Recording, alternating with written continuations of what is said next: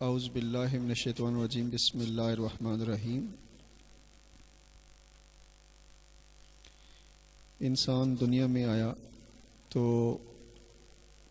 کچھ نہ کچھ تو اسے کرنا تھا، اور جو اس کی پیدائش کا مقصد تھا وہ قرآن پاک کے مطابق بسم اللہ الرحمن الرحیم وما خلقت الجن والانس الا لیعبدون، یعنی انسان کو اللہ سبحانہ و تعالیٰ نے انسان کو اور جنوں کو اپنی عبادت کے لیے پیدا کیا۔ تو ہم نے عبادت جو ہے وہ مخصوص کر دی اس بات سے کہ صرف نماز پڑھ لی، روزہ رکھ لیا، حج کر لیا، زکوٰۃ دے دی، توحید پرست بن گئے، لیکن جو اصل عبادت ہے اس کو سمجھنا ہے کہ عبادت ہوتی کیا چیز ہے، کہ ہر وہ چیز جو آپ سنت کے مطابق کریں گے وہ عبادت ہوگی۔ کہ جیسے اگر آپ رات کو سوئے اور آپ نے طریقہ کار وہ اختیار کیا جو حضور پاک صلی اللہ علیہ وسلم نے پسند فرمایا، تو آپ کا سونا بھی عبادت میں شامل ہوگا۔ اور اگر آپ یہ سمجھتے ہیں کہ آپ نے وضو کا طریقہ، کھانے کا طریقہ، بیٹھنے کا طریقہ، سارے انداز، یعنی پہلے تو بات یہ کہ عبادت ہوتی کیا چیز ہے، تو عبادت اس کو ہم کہتے ہیں کہ جب آپ حضور پاک صلی اللہ علیہ وآلہ وسلم کے بتائے ہوئے طریقوں پر عمل کریں گے تو وہ عبادت شمار ہوگی، چاہے وہ آپ نوکری کریں، کاروبار کریں، بزنس کریں، ٹیچنگ کریں۔ اور اگر آپ نے اپنے مرضی کے طریقے اختیار کیے تو زندگی تو دیکھیں ہم نے گزارنی ہے۔ سونا تو سب نے، فار ایگزامپل ہر آدمی سوتا ہے، لیکن اگر وہ سنت کے مطابق سوئے گا تو سونا اس کا عبادت بن جائے گا۔ اگر اس نے کاروبار کے طریقے کو سنت کے مطابق رکھا تو کاروبار بھی عبادت ہوگا۔ لیکن جو ایک جنرل ٹرینڈ بن گیا ہے کہ صرف نماز کو عبادت سمجھتے ہیں یا حج کرنے جاتے ہیں تو اسے عبادت سمجھتے ہیں، تو آئی مسٹ کلیئر ہیئر کہ آپ کا 24 گھنٹے کے جو کام ہیں وہ سنت کے مطابق ہوں گے تو وہ عبادت ہی ہوں گے، چاہے وہ آپ گاڑی پہ بیٹھیں۔ المیہ دیکھیں ہمارے ساتھ جو کچھ ہوا وہ بڑی عجیب باتیں ہو گئیں کہ جیسے گاڑی پہ جتنا ہم نے بیٹھنا ہے تو سواری پر بیٹھنے سے پہلے ہمیں سیدھا پاؤں سواری پہ رکھنا ہے، دعا پڑھنی ہے، بسم اللہ الرحمن الرحیم پڑھ کے سفر کرنا ہے تاکہ شیطان کی شر شرارت سے ہم بچے رہیں۔ میں نے اپنے ایک دوست سے کہا کہ آپ شیطان کو قابو کیوں نہیں کرتے؟ تو انہوں نے فرمایا کہ شیطان کو اللہ نے چھٹی دی ہے تو ہم کون ہوتے ہیں قابو کرنے والے۔ پھر دوسرے دوست نے جواب دیا کہ شیطان کو اتنا ایکسپیرینس ہے کہ وہ ہمارے سارے داؤ پیچ جو ہیں ان کو زیرو کر دیتا ہے۔ تو یہ جو داؤ پیچ ہیں یہ ہمیں کہاں سے سیکھے؟ وہ جو آصف بن برخیہ کی پاور تھی وہ کہاں سے لائے؟ وہ بھی آپ دیکھیے کہ انہوں نے پلک جھپکتے میں حضرت سلیمان علیہ السلام کے وقت پر تخت بلقیس اٹھا کر لے آئے، پلک جھپکنے پہ۔ آج کوئی بھی چیز منگوائی جائے تو اتنی سپیڈ سے نہیں آتی۔ ان کو یہ طاقت کہاں سے ملی، کیسے انہوں نے یہ حاصل کی؟ ہمیں یہ بات جاننی تو چاہیے، ڈھونڈنی تو چاہیے۔ تو اگر آپ مجھے بتا دیں، ہمارا جو ای میل ایڈریس ہے اس پہ آپ ہمیں فیڈ بیک دے سکتے ہیں۔ جو لوگ بھی ہمارے چینل کو دیکھتے ہیں، ہمیں دیکھتے ہیں، ہماری بات سنتے ہیں، اگر انہیں اچھی لگتی ہے تو اچھی رائے دے دیں، اگر کہیں بھی کوئی بہتری کے چانسز ہیں تو you can give us your ideas. لیکن ایک چیز جسے ہم کرٹیسزم، برائے کرٹیسزم کہتے ہیں، I don't like that thing, کہ ہم آگے کی طرف جانے کے بجائے ہر وقت نقص ہی نکالتے رہتے ہیں، چاہے وہ کتنا ہی اچھا کیوں نہ کام ہو رہا ہو۔ ہمیں ایسا لگتا ہے کہ ہم صرف دنیا میں نقاد بن کر آئے اور کرٹیسائز کرنے آئے۔ تو آئی ول ریکویسٹ یو کہ آپ یہ ضرور دیکھیں اور اپنی عبادت پہ توجہ دیں۔ جو دوست بہت زیادہ بیمار ہیں ان کے لیے 2 مشورے دے سکتا ہوں کہ ایک تو وہ نماز کی پابندی کریں، باوضو رہیں، اور اگر انہوں نے فزیکلی ٹریٹمنٹ کرانی ہے اور حکیمی علاج کرانا ہے تو I will recommend you to go to Sheikh Apra شریف. وہاں ہمایوں بازار ہے, وہاں پر حکیم عبد المجید صاحب ایک شاہی حکیم ہیں, انہوں نے جس کا بھی علاج کیا اس کو صحت ملی.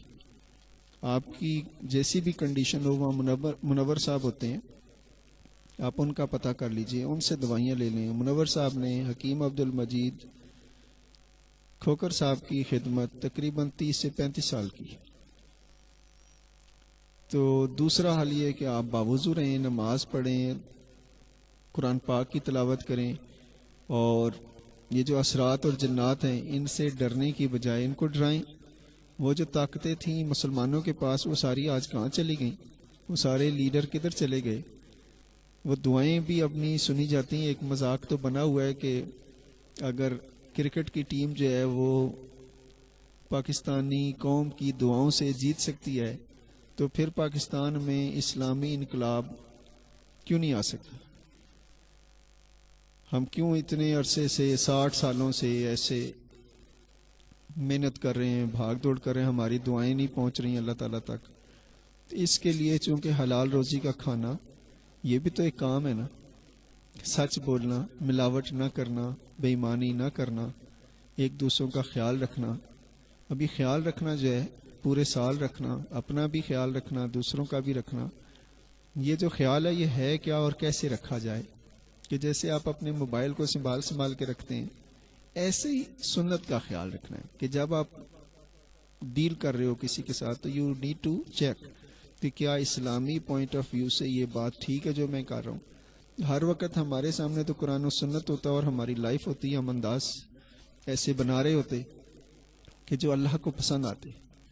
تو آج ہم بس جی رہے ہیں اور جینے کے انداز ہمارے کیا ہیں یہ آپ بہتر جانتے ہو کہ کیا ہم اسلامی طرز زندگی کو اختیار کیے ہوئے ہیں یا ہم یورپ کو فالو کرتے ہیں. تو جب یورپ کی طرف ہم نگاہ ڈالتے ہیں تو پتہ نہیں آپ یورپ گئے یا نہیں گئے. اللہ کے فضل سے ہمیں یہ موقع ملا کہ ہم نے یورپ کی سیر کی, دیکھا, قریب سے دیکھا, ان کو بھی دیکھا, اور بہت افسوس ہوتا ہے ہمیں اس بات کو بتاتے ہوئے بھی کہ وہ نان مسلم ہوتے ہوئے بھی ہم سے کردار کے لحاظ سے, اخلاق کے لحاظ سے, آنیسٹی کے لحاظ سے, ڈیڈیکیشن کے لحاظ سے وہ ہم سے بہت ایڈوانس ہیں. یعنی ہمیں جو چیزیں ہمارے پاس ہونی چاہیے تھی وہ ان کے پاس ہیں, اور ہمارے پاس تو ہے ہی کچھ نہیں نا سوائے اللہ کے نام کے اور حضور پاک صلی اللہ علیہ وسلم کے نام کے اور امتی ہونے کے. ہمارے پاس ایسا کوئی اور بڑا خزانہ نہیں ہے. اور مجھے حیرت ہوتی ہے اس بات پر بھی کہ تقریباً 500 یا 1000 سال ایسے گزر چکے کہ جب اللہ والے یعنی پیر مہر علی شاہ صاحب, داتا صاحب, بابا فرید گنج شکر, حضرت سخی سلطان بہو رحمۃ اللہ علیہ, یہ سب ہستیاں کو 500-600 سال پرانی ہستیاں ہیں.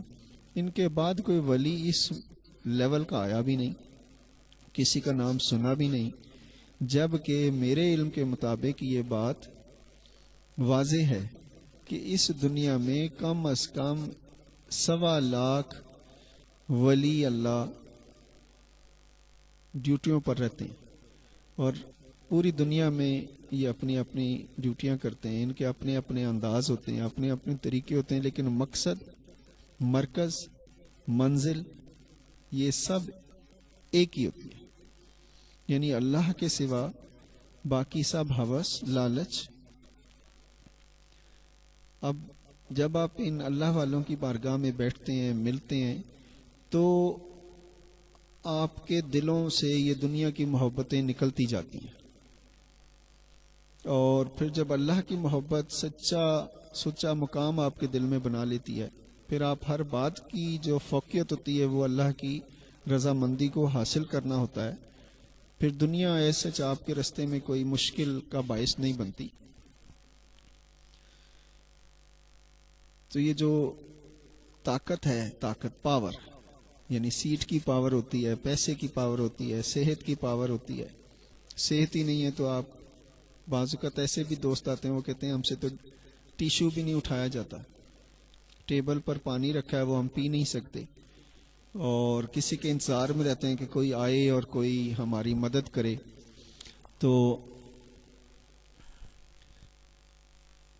جب انسان، اب پتہ نہیں آپ اللہ تعالیٰ سے کیا مانگو، اگر اللہ تعالیٰ آپ سے یہ آپشن آپ کو دے دیں کہ آپ کوئی ایک چیز مانگ لو، اب نہیں پتا کہ آپ کیا مانگیں گے، لیکن what I can suggest for you کہ آپ اللہ سبحانہ و تعالیٰ سے صحت مانگیں. صحت ہے تو پھر تو ہم کچھ بھی کر لیں گے، اگر صحت ہی نہیں ہے تو پھر ایمان کو کیسے بچائیں گے، مکان کو کیسے بچائیں گے، دکان کو کیسے بچائیں گے، فرقان کو کیسے بچائیں گے، عرفان کو کیسے بچائیں گے. تو یہ ساری باتیں جو ہیں یہ صحت کے ساتھ ہیں، اور صحت بھی جوانی کی صحت اور ہوتی ہے، بڑھاپے کا معاملہ اور ہوتا ہے.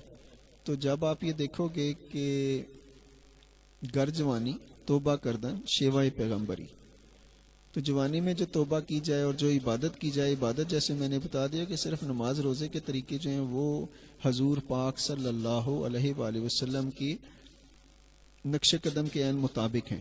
آج الحمدللہ نکاح جب پڑھایا جاتا ہے تو وہ بھی سنت کے مطابق ہوتا ہے، اور جنازہ پڑھاتے ہیں وہ بھی سنت کے مطابق ہے، نماز پڑھاتے ہیں وہ بھی سنت کے مطابق ہے. لیکن جب جو معاملات ہیں ہمارے، عبادات ساری اسلامی طرز پر ہیں اللہ کے فضل سے، اور معاملات جو ہیں وہ اب نہ یورپین رہے، نہ وہ پاکستانی رہے، نہ ایشین رہے، یہ کچھ مکسچر بن گیا ہے کہ جہاں ہمیں فائدہ نظر آتا ہے وہاں ہم اس کو اپلائی کر لیتے ہیں. لیکن جب کہ ہمیں صرف اپلائی کرنا چاہیے حضور پاک صلی اللہ علیہ وآلہ وسلم کی بات کو اپلائی کرنا چاہیے.